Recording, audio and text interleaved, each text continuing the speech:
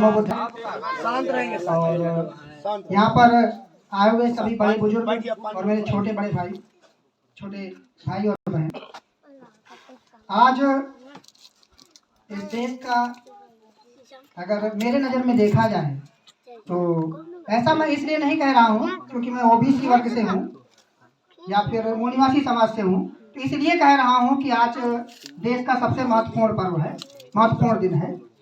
ये इसलिए भी कह रहा हूँ क्योंकि आज उस महापुरुष का जन्मदिन है जिसने इस देश की तकदीर बदली है, जिसने इस देश को देश कहलाने लायक बनाया है, जिसने इस देश को विश्व के एक ऐतिहासिक पटल में खड़े लायक होने लायक बनाया है। आज उस महापुरुष का जन्म दिवस है जिसने इस देश को संविधान दिया है, क्योंकि बिना संविधान से देश नहीं चल सकता।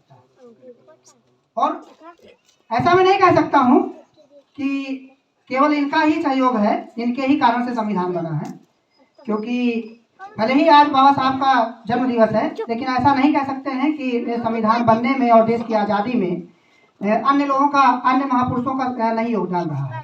योगदान और भी रहा है, लेकिन इस देश में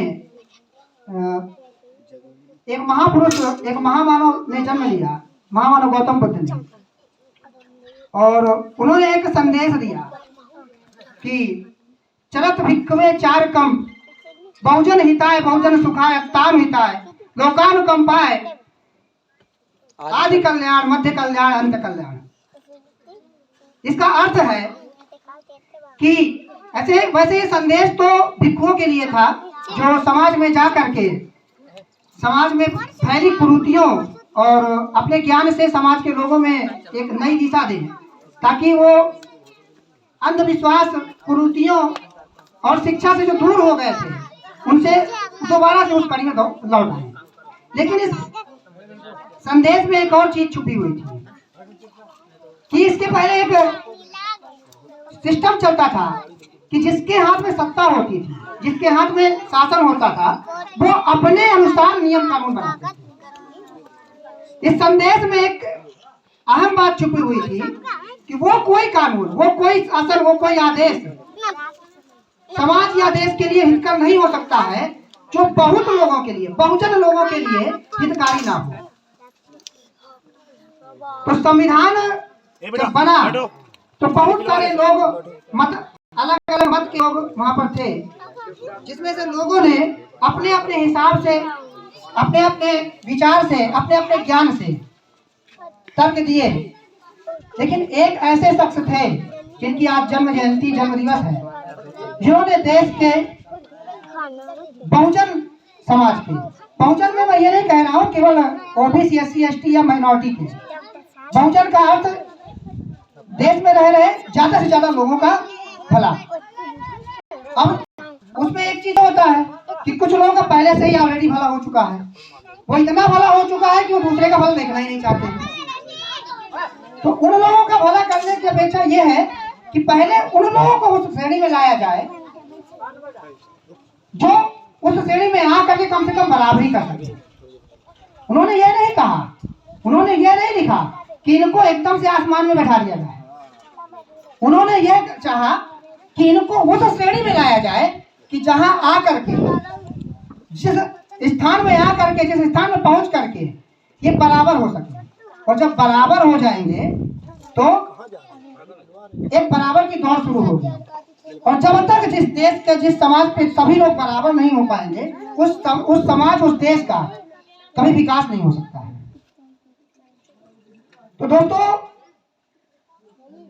मैं केवल इतना कहना चाहूंगा कि इन महापुरुष का केवल इसलिए मत सम्मान कीजिए कि इन्होंने बहुजन समाज या दलितों के उत्थान के लिए काम किया है।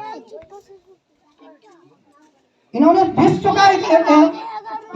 का उत्थान किया। इनकी किताबें अगर आप पढ़ेंगे तो आप केवल बहुजन और दलितों के उत्थान के लिए नहीं सोचेंगे, आप देश के उत्थान के लिए सोचेंगे, आप विश्व के उत्थान के लिए सोचेंगे।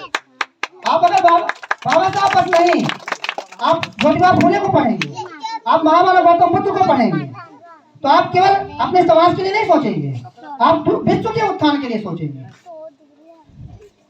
तो आप इस नजरिए से उठिए कि आप केवल दलितों के उत्थान के लिए बाबा साहब को पढ़ रहे हैं, दलितों की वसीयत को पढ़ रहे हैं।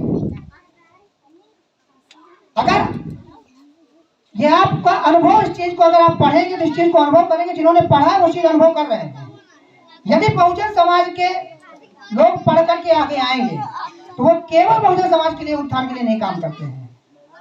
वो जब भी शासन सत्ता पे आए हैं, जब भी पढ़ लिख कर विद्वान हुए हैं, उन्होंने दुनिया के नक्शे कदम पे अपना एक पहचान बनाई है और दुनिया के उत्थान के लिए काम किया है। चाहे वो बाबा साहब रहे हो, चाहे अम्बेडकर रहे हो, चाहे वो महामानव गौतम बुद्ध रहे हो, चाहे सम्राट अशोक रहे हो, चाहे ज्योतिबा फुले रहे हो, चाहे शिवाजी महाराज रहे हो, चाहे जो भी रहे हो, जितने भी महापुरुष हैं।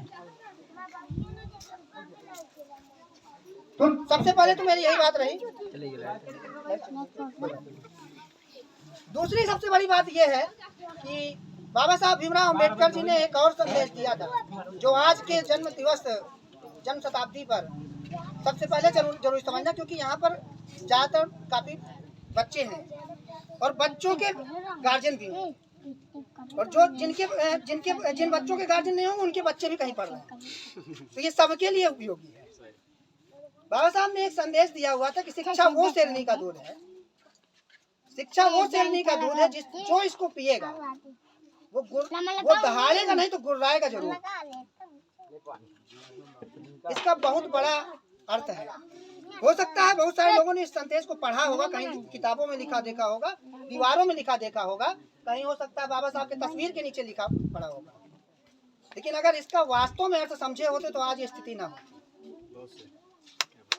आज अगर इस चीज को वास्तविक अर्थ समझेंगे, जैसा अभी मेरे भाई ने एक अपना दर्द बयां किया कि हमारे समाज के कम ही टीचर हैं, टीचर ही नहीं है, पहले बात तो ये है कि जो बहुत कम है, और जो हैं वास्तव में अगर जो पढ़े लिखे हैं, जो वास्तव में पढ़े लिखे हैं, वो कहीं ना कहीं सेटल्ड है, वो कहीं ना कहीं किसी पोस्ट में है।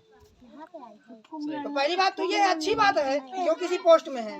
इसका मतलब यह भी है कि और होने चाहिए पढ़े लिखे। यदि और पढ़े लिखे होते तो ये दर्द जो भाई का है वो दर्द आज ना निकलता। वो टीचर हमारे समाज के लोग होते और वो सभी को पढ़ाने के लिए काम कर रहे हैं। और यदि शिक्षित होता है समाज, यदि शिक्षित होता है समाज के लोग शिक्षित होते हैं, तो वो अपने हक अधिकार के लिए लड़ेंगे नहीं। अगर उनका कहना अर्थ यही था, यदि लड़ेंगे नहीं तो कम से कम हक अधिकार से अपना आप को बचा तो लेंगे, दबने तो नहीं देंगे अपने आप को।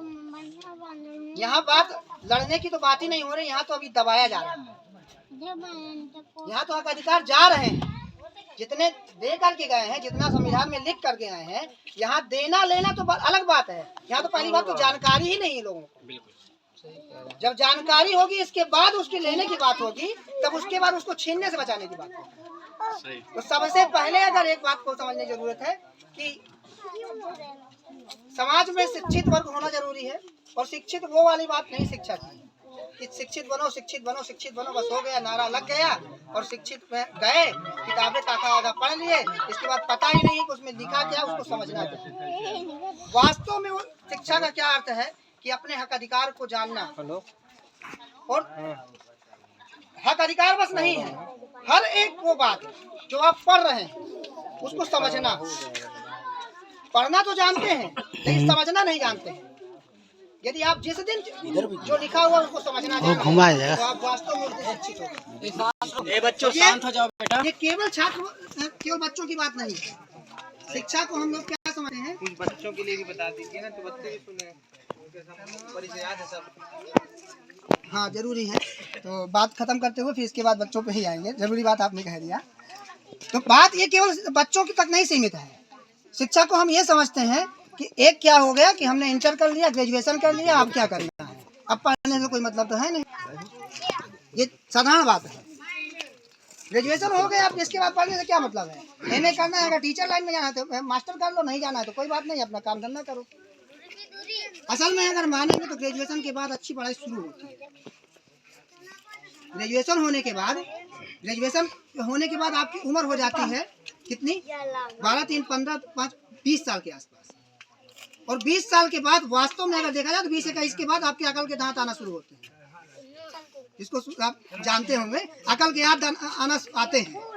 उसका ऐसे नहीं है, उसका वास्तव अर्थ ये है कि उस समय से आपकी समझदारी शुरू होती है, आप समझना शुरू करते हैं, आप वहां से समझना शुरू करते हैं। अभी तक केवल पढ़ रहे थे, आप समझ नहीं रहे थे।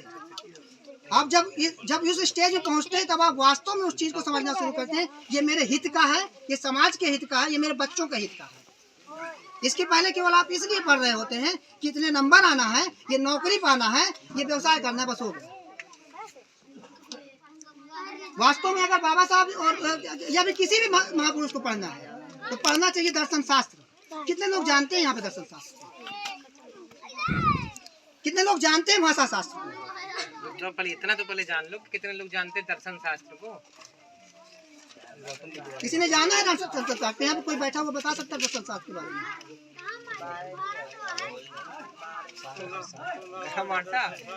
अभी आज पहली बार सुना बच्चों कभी? अभी पहले आप अफसर में काम भाषणबाजी पहले हमें अफसर में काम करने की जरूरत है। हम ही शिक्षित नहीं है, दूसरे के शिक्षित शिक्षित का मतलब प्रयास जारी है साहब, प्रयास जारी है। यही कहने का मेरा अर्थ है कि शिक्षित का मतलब वही नहीं है केवल पढ़ना। अभी जैसे अभी क्या है, अभी मास्टर साहब ने पर्चा दिया मुझको। एक शिक्षा का मतलब ये होता है कि इसको पढ़ लिया, राष्ट्रमाता सावित्रीबाई फुले पब्लिक स्कूल। ऐसे दिन भर में अगर आप बाजार में जाएंगे तो 50 पर्चे आपको मिलेंगे अलग अलग प्रचार के माध्यम से। आप उसको पढ़ेंगे, पढ़ करके फेंक देंगे। होता है ऐसा कि नहीं होता है? लेकिन इसका वास्तव अर्थ क्या है, जब आप वास्तव में पढ़े होंगे तब समझ पाएंगे। अब इसमें इसको जो पढ़ा लिखा होगा वास्तव में इस चीज को समझेगा। अच्छा, ये है गायत्री, माता गायत्री, सरस्वती और ये सब चीजें बहुत सारे स्कूल देखा होगा। महात्मा गांधी के नाम से स्कूल देखा होगा। ये कौन सा स्कूल आ गया? सावित्रीबाई फुले का।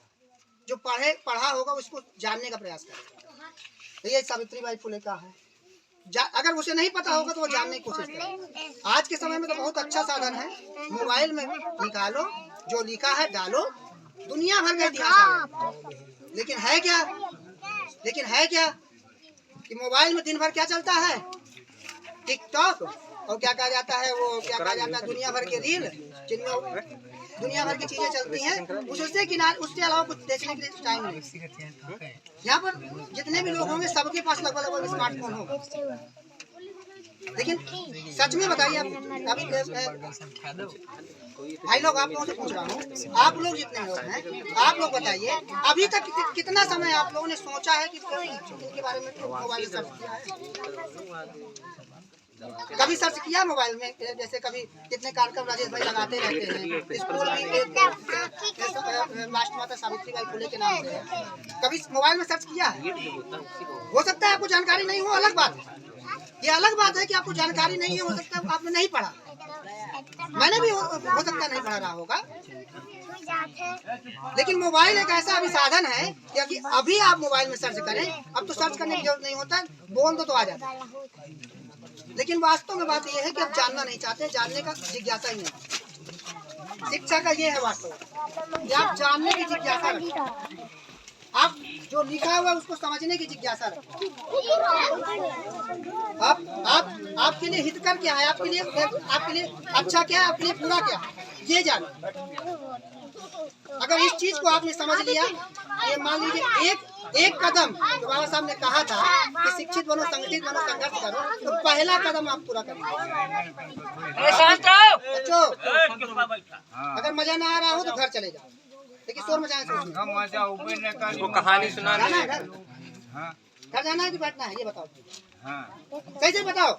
अगर मैं एक बार कह दूंगा राजेश भाई मना नहीं करेंगे, राजेश भाई मैं कह दूंगा मना तो नहीं करेंगे। नहीं, हाँ देखिए उन्होंने कह दिया। अब बताओ जाना है घर की बैठना है, ये बताओ। पंजूरी खा के जाएंगे, सही से बताओ। अच्छा सब लोग खीर की व्यवस्था की है इसलिए वो बैठे। तुम्हारे मतलब का सुना है तब तो मजा आएगा।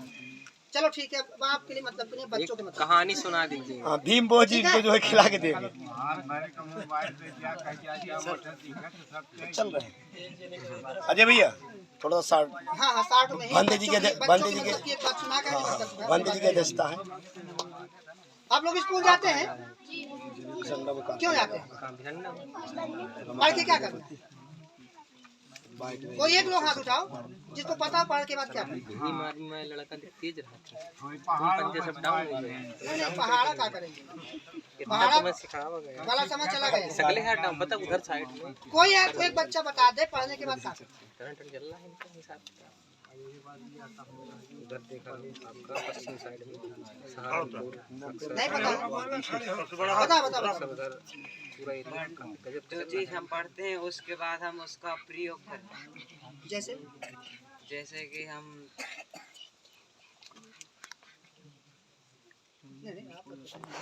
इसलिए तुमसे पूछा है। संकोच क्या कर रहा है? संकोच मत करो, यहाँ कोई कुछ नहीं बोलने वाला, यहाँ अपने लोग बैठे हैं। टांग खींचते वो लोग हैं। लेकिन नहीं ये बात ये भी है, सबसे पहले टांग अपने घर वाले खींचते हैं, उसके बाद वो लोग खींचते हैं। पहले अपने घर वाले खींचते हैं। कोई हंसेगा परेशान ना हो। लेकिन यहाँ कोई नहीं हंसेगा, मैं खड़ा हूँ, जो हंसेगा उसको उठा के बाहर कर देंगे। आप बोलिए कोई दिक्कत उसको भूल गया छोड़िए। हमको विद्यालय जाने के लिए रोज चलिए कोई बात नहीं।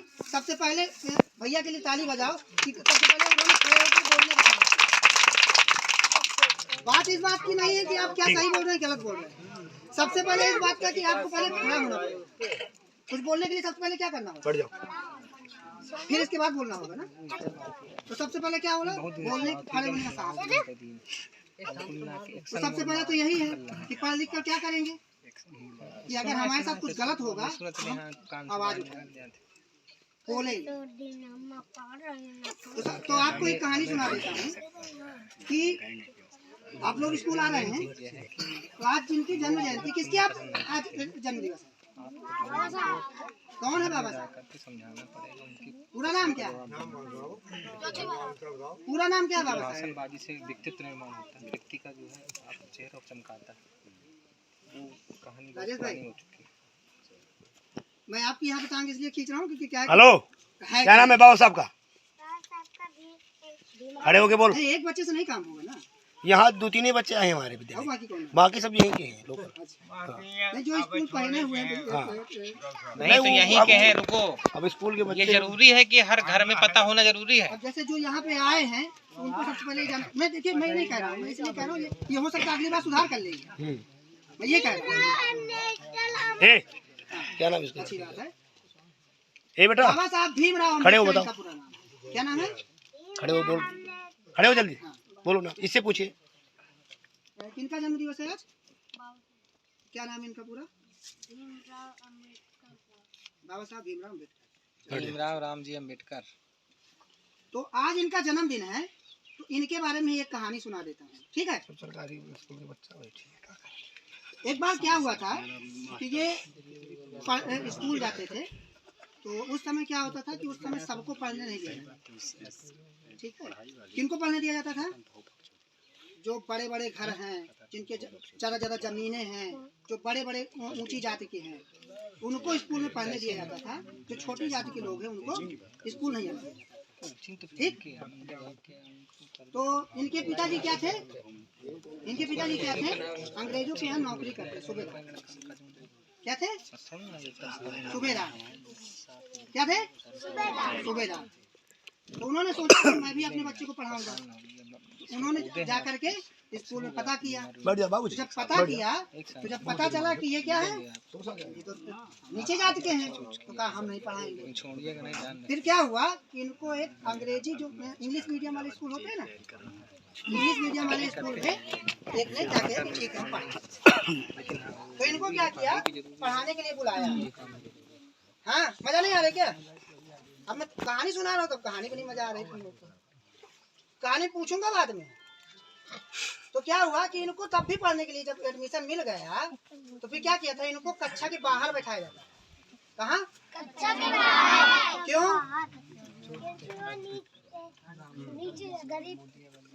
गरीब भी थे और नीचे जाते थे, इसलिए क्या करते थे बाहर। तो बाहर पढ़ने के बाद भी ढंग से पढ़ते थे। पढ़ करके इन्होंने क्या किया, इतनी डिग्रियां हासिल की, इतना पढ़ाई किया कि इनके बराबर आज भी पूरे देश भर में, पूरे भारत देश में इनके बराबर पढ़ा लिखा कोई नहीं। इतने पढ़े लिखे हैं कि इनके बराबर आज भी भारत देश में कोई नहीं। तो पढ़ लिख करके इनके जैसा बनना है कि किसके जैसा बनना है? इनके जैसा बनना है। इस बार काम ना हो पाए मन के अंदर ना बोलो, बाहर बोलो, मुंह के बाहर बोलो। कोई बात नहीं। ये इन्होंने क्या लिखा? इन्होंने भारत का संविधान लिखा। इन्होंने क्या लिखा? इन्होंने आप जैसे ये बाहर पढ़ते थे ना, इन्होंने ये अधिकार दिया तुम सब लोग स्कूल के अंदर बैठ के पढ़ते, और अगर जिनके माता पिता पढ़ने नहीं देंगे उनको जेल में डाल दिया। जो टीचर तुमको नहीं पढ़ाएगा उसको जेल में डाल दिया जाए, जो तुमको पढ़ाने से मना करेगा उसको जेल में डाल दिया। उन्होंने अच्छा काम किया कि बुरा काम किया? तो पढ़ना चाहिए कि नहीं पढ़ना चाहिए? तो आज किसका जन्मदिन है? पूरा नाम क्या है? चलिए ठीक है, कुछ पता चला? तो दोस्तों भाइयों मैं आज अपनी बात को इतने में विराम दूंगा कि शिक्षा अगर वास्तव में अगर आज हम जन्म जयंती मना रहे हैं बाबा साहब भीमराव अम्बेडकर की, तो कम से कम एक कदम को हम ले करके, और अगर हम कर चुके हैं, ग्रेजुएशन कर चुके हैं, पढ़ाई बंद भी कर चुके हैं, तो अगर आज के डेट में अगर लोगों के हाथ में मोबाइल है, किताबें इतनी महंगी नहीं है, इसके बाद भी बहुत सारे ऐसे तरीके हैं जिनको आप फ्री में पढ़ सकते हैं, किताबें भी नहीं लेने की जरूरत, तो आप वहाँ से भी ले सकते हैं। एक और तरीका है, एक तरीका और है, भंते जी के क्या कहा जाता है, वहाँ पर बौद्ध विहार में कुछ किताबें हैं, वहाँ भी आप फ्री में किताबें लेकर के पढ़ सकते हैं। भंते जी भी यहाँ जो लाइब्रेरी है वहाँ से पढ़ सकते हैं। बहुत सारे तरीके हैं पढ़ने के, अगर पढ़ना चाहें, यदि पढ़ेंगे तो जीवन पर्यंत आपका विकास होगा, और विकास होगा तो जितना आप पढ़ेंगे ये आप मान के बैठिए कि उसका प्लस पॉइंट होकर के बच्चों में आता है। आप जितना पढ़े लिखे थे, आपके पिताजी कितने पढ़े हुए थे? आपके गार्जियन कितने पढ़े हुए थे? आपके पिताजी कितने पढ़े हुए थे? मेरे पिताजी एक्सपायर हो चुके थे, मैं छोटा कितना फिर भी कितने? माता जी थी? हाँ, माता जी कितने पढ़ी? उनका हाई स्कूल है, हाई स्कूल है, और पिताजी का इंटर है, हो गया था। हाई स्कूल है माता जी की, हाई स्कूल। और कोई ऐसा है तुम्हारी जानकारी में जिसके माता पिता ना पढ़े? बहुत सारे उनमें तुम्हें कुछ अंतर समझ में आता है? बिल्कुल। क्यों समझ में आता है? क्यों समझ में आता है? क्योंकि क्या है कि पिताजी तो माता जी आपकी पढ़ी हुई थी, शिक्षित थी, तो जितना उनके अंदर होता है नॉलेज वो सारा का सारा बच्चों में ट्रांसफर हो जाता है। बच्चों में बस नहीं, बड़े भाई से छोटे भाई में ट्रांसफर हो जाता है। अगर उनमें शिक्षा नहीं होती तो हमको कैसे दिलाते शिक्षा? हमें क्यों स्कूल भेजते? ये केवल बच्चों की बस की बात नहीं है, बात नहीं है। जितने भी बड़े हैं सभी लोग अगर पढ़ते रहेंगे तो जितना आप पढ़ेंगे, जितना आप सीखेंगे, आप हो सकता है इतनी मोटी किताब पढ़ेंगे, उस किताब का इतना सार होगा, आप उस सार सीधे बच्चों को समझा। वो शिक्षा केवल ग्रेजुएशन तक की नहीं है, वो शिक्षा का मतलब यही है कि हर समय पढ़ते रहेंगे। तो यही अपनी बात में समाप्त करूंगा।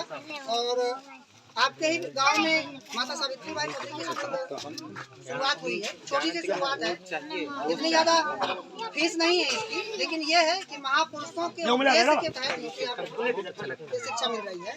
तो यहाँ पर जरूर आप, अगर आप अतर्रा किसी या फिर कहीं दूसरी जगह भेजते हैं बच्चों को, तो आप यहाँ एक बार पढ़ा बच्चों को देखिए, अगर वो पढ़ाते अच्छा है तब आप यहाँ पे पढ़ाएं। अब कुछ नहीं, अभी नया सा तो शुरू हुआ है, डेमो के लिए आप एक हफ्ते बेचिए बच्चों को, हो सकता है बच्चे आपको अंतर दिखे तब आप यहाँ भेजिए। मैं ऐसा नहीं कहूँगा, मैं जबरदस्ती नहीं प्रचार करूँगा राजेश, माफ कीजिएगा, लेकिन अगर आप अच्छा पढ़ाएंगे तो ये जरूर कहता हूँ कि अतर्रा ना भेज करके आपको यही सरकारी स्कूल तो नहीं कहूँगा नाम कटाने के लिए, लेकिन अगर अतर्रा प्राइवेट स्कूल में भेजते हैं तो वहाँ से आप ला करके यहाँ जरूर पढ़ाएंगे।